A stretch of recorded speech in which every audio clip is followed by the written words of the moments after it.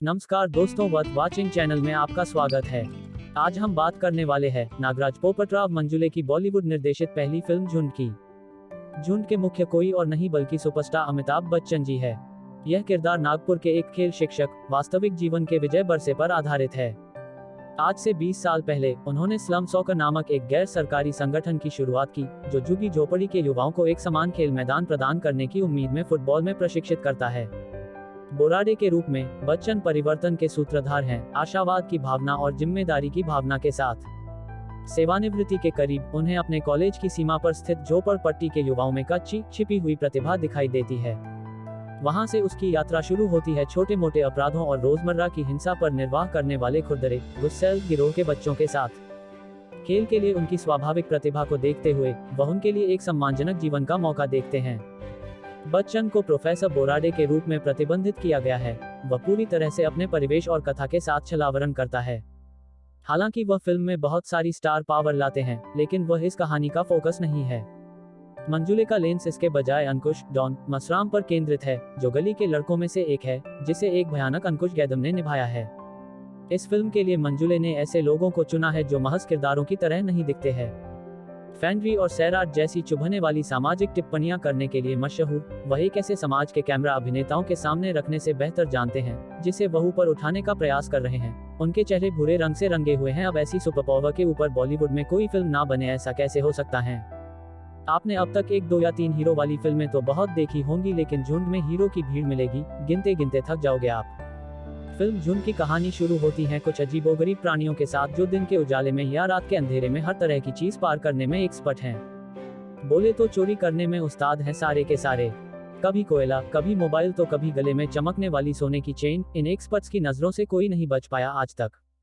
लेकिन फिर इनकी जिंदगी में एक नई चीज की एंट्री होती है, फुटबॉल। मिस्टर विजय, ये वो नाम है जिनको पूरा का पूरा क्रेडिट मिलना चाहिए इस चीज को इन चोरी के उस्तादों की जिंदगी में लाने का। मिस्टर विजय वैसे तो एक छोटे से कॉलेज में सिर्फ मामूली से एक स्पोर्ट्स कोच हैं, लेकिन इनके दिमाग में बड़ी गहरी शैतानी चल रही है। वो ये कि फुटबॉल के रास्ते विजय सर इन अजीबोगरीब लोगों से उनकी सबसे प्यारी चीज छीनने की फिराक में है, चोर से उसकी चोरी की आदत। सुनने में शायद नामुमकिन लगे, लेकिन ऐसा होने भी लगता है और विजय सर की मेहनत रंग लाना शुरू करती है। लेकिन वो कहते हैं ना कि जब कुछ अच्छा हो रहा हो तो कोई ना कोई उसको बिगाड़ने जरूर बीच में आ जाता है। तो बस यहाँ भी कुछ ऐसा ही होता है। इस कहानी में ट्विस्ट लेकर आता है एक छोटा सा ब्लेड यानी पत्ती, जो विजय सर के इरादों पर खून फैला देता है, जिससे इस कहानी में 2 सबसे बड़े विलेन की एंट्री हो जाती है। पहला विलेन मौत और दूसरा पुलिस। अगर आपको फिल्म झुंड की कहानी समझ आ गई तो बढ़िया, लेकिन अगर समझ नहीं आई तो और भी बढ़िया, क्योंकि मैं खुद भी यही चाहता हूँ। आपने फिल्म झुंड का पोस्टर तो देखा ही होगा, उसमें साफ साफ लिखा है, बड़ी फिल्म बड़े पर्दे के लिए। तो जाओ अपने नजदीकी थिएटर और पता लगाओ कि आखिर इन बस्ती वालों के साथ हुआ क्या। देखो बॉस, एक बात मैं पहले ही साफ कर दूं कि अमिताभ बच्चन की इस फिल्म झुंड को मामूली फिल्म समझने की गलती मत करना। बाहर से इस फिल्म को आप बाकी मोटिवेशनल फिल्मों के जैसे समझने की गलती कर सकते हो, वो जायज भी है।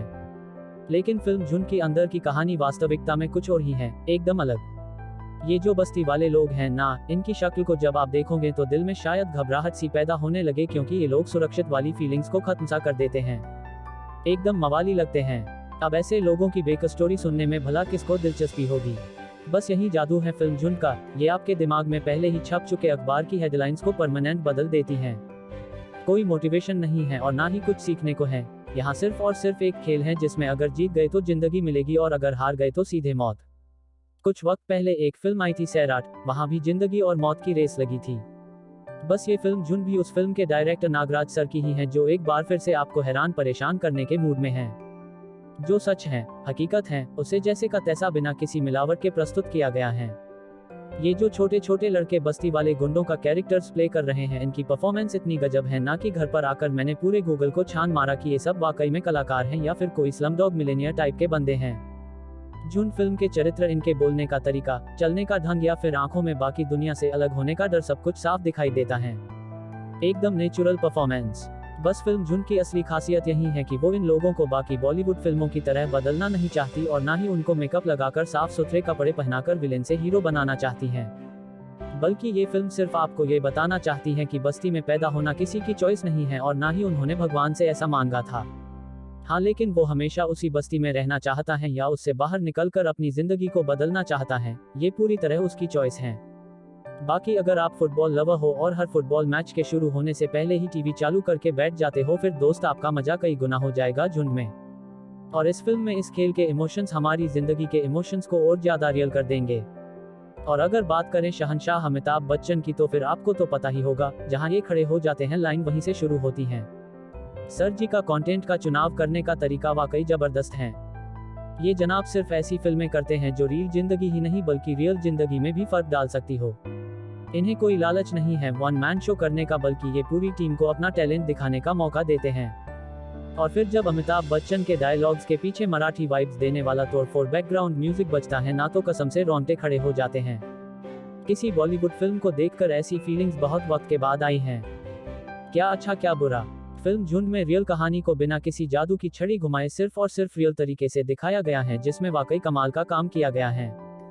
फुटबॉल जैसे खेल को जिंदगी से जोड़कर फिल्म को सिर्फ बोरिंग और मोटिवेशनल ना बनाकर एंटरटेनिंग तरीके से अपने मैसेज को लोगों के सामने रखा गया है। और फिल्म के कलाकारों की एक्टिंग के तो क्या ही कहने। अमिताभ बच्चन तो हीरा हैं ही, लेकिन फिल्म झुंड की सपोर्टिंग कास्ट तो सच में फायर है बॉस। इतना दम तो पूरी फिल्म इंडस्ट्री में नहीं है जितना इन लड़कों में है। इसके अलावा फिल्म झुंड का बैकग्राउंड म्यूजिक इस फिल्म की जान है। हालांकि शायद आपको फिल्म के डायलॉग्स में वो इमोशंस महसूस ना हो, लेकिन इसका म्यूजिक आपको हर बार कुछ ना कुछ नया महसूस करवाएगा।